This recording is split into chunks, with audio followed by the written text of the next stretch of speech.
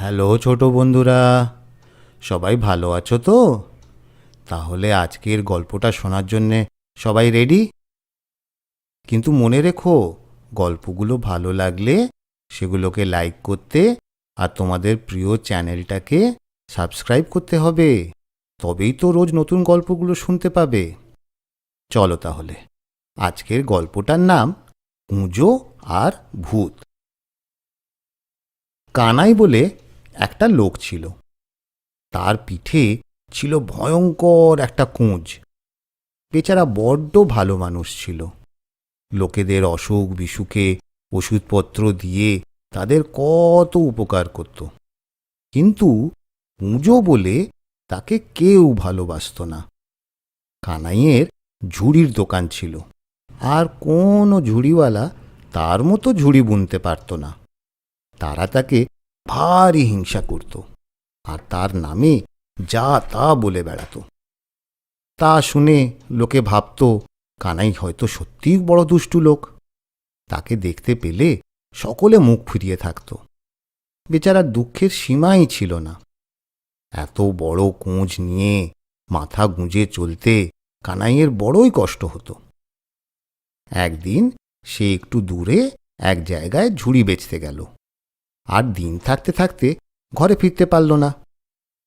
পথে একটা পুরনো বাড়ির কাছে এসে এমনি অন্ধকার হলো, আর তার এতই কাহিল বোধ হলো যে চলার অসম্ভব। সে জায়গাটা ভারী বিশ্রী।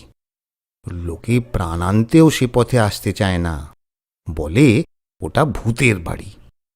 কিন্তু কানাইয়ের বড়ই পরিশ্রম হয়েছে, চলার আর সাধ্যই নেই। কাজেই সে সেখানে পথের পাশে একটু না বসে আর কি করে। কতক্ষণ সে এভাবে বসেছিল তার কিন্তু ঠিক নেই।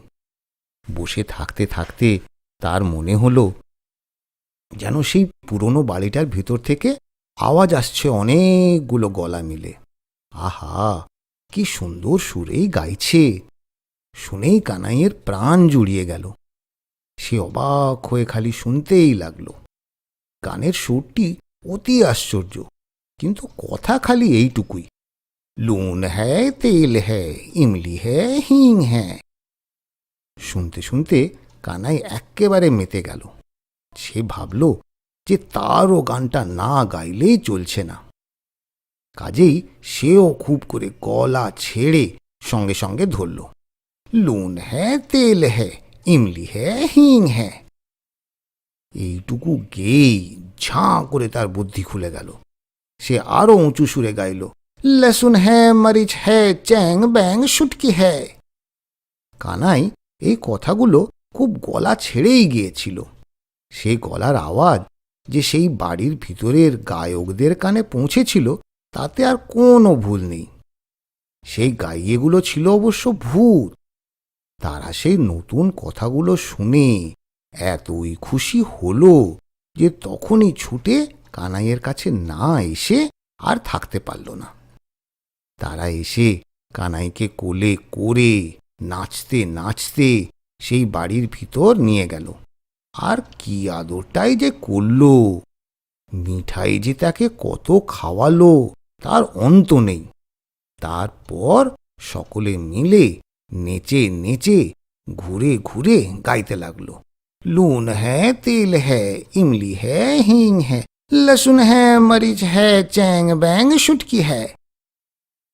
কানাইকেও তাদের সঙ্গে নেচে নেচে গানটি গাইতে হলো। তখন তার মনে হলো, কি আশ্চর্য! আমি কোঁজ নিয়ে চলতে পারি না, আমি আবার নাচলুম কি করে? বলতে বলতেই তার হাতখানে পিঠের দিকে নিয়ে গেল। এ কি! তার সে কোঁজ যে আর নেই। একজন ভূত বলল, কি দেখছিস বাপ, ওটা আর ওখানে নেই, ওই দেখ তোর পাশে পড়ে আছে। সত্যি সত্যি সেই কুঁজ আর কানাইয়ের পিঠে ছিল না, সেটা তার পাশে পড়েছিল। আহা, কানাইয়ের তখন কি আনন্দই হলো! আর হালকা আর আরামবোধ এমনি হলো যে সে তখনই সেইখানে মেঝেতে শুয়ে ঘুমিয়ে পড়ল। তারপর যখন পরদিন সকালে তার ঘুম ভাঙল, তখন সে দেখল যে সেই বাড়ির বাইরে রাস্তার ধারে শুয়ে আছে। ভূতেরা তাকে একটা চমৎকার নতুন পোশাক পরিয়ে সেখানে এনে রেখে গিয়েছে। তখন সে তাড়াতাড়ি উঠে মনের সুখে বাড়ি চলে এলো। সেখানকার লোকেরা তার মুখের পানে ফ্যাল ফ্যাল করে তাকায়, কেউ তাকে চিনতে পারে না। সে যে তাদের সেই কুঁজো কানাই।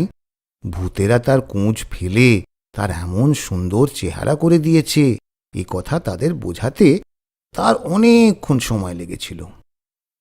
তারপর দেখতে দেখতে কানাইয়ের কুঁজের গল্প দেশময় ছড়িয়ে পড়ল।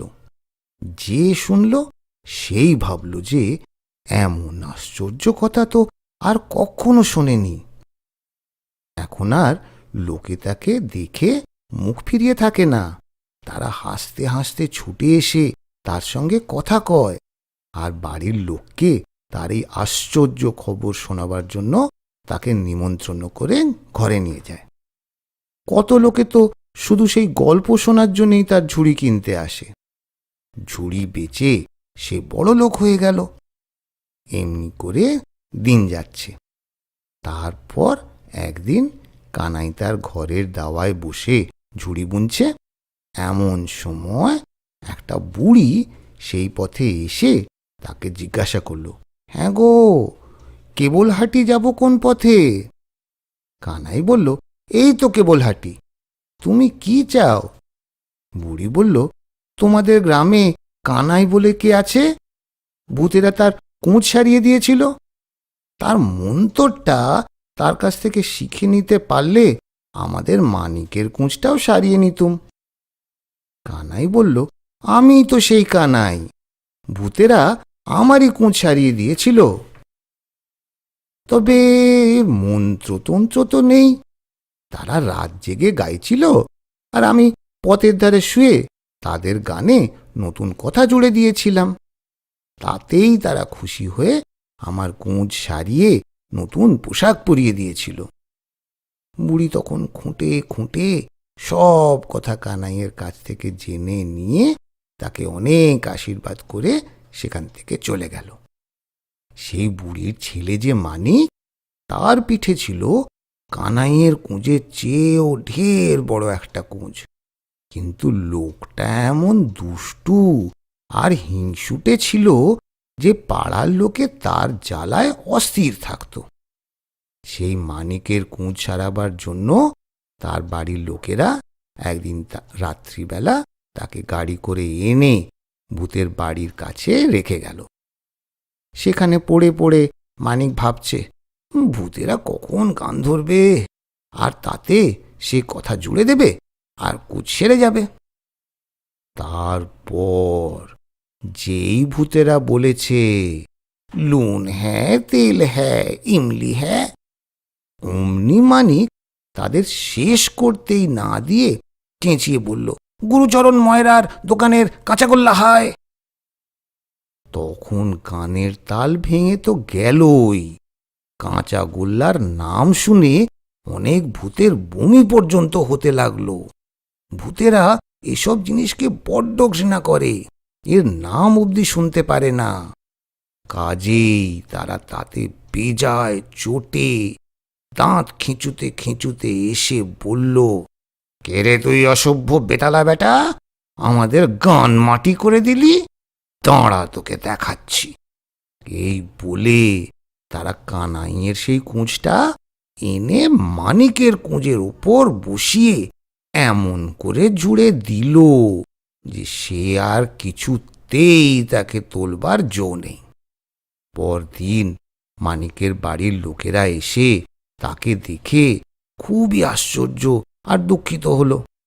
কিন্তু গ্রামের লোকেরা বলল, ব্যাটা যেমন দুষ্টু তেমনি সাজা হয়েছে।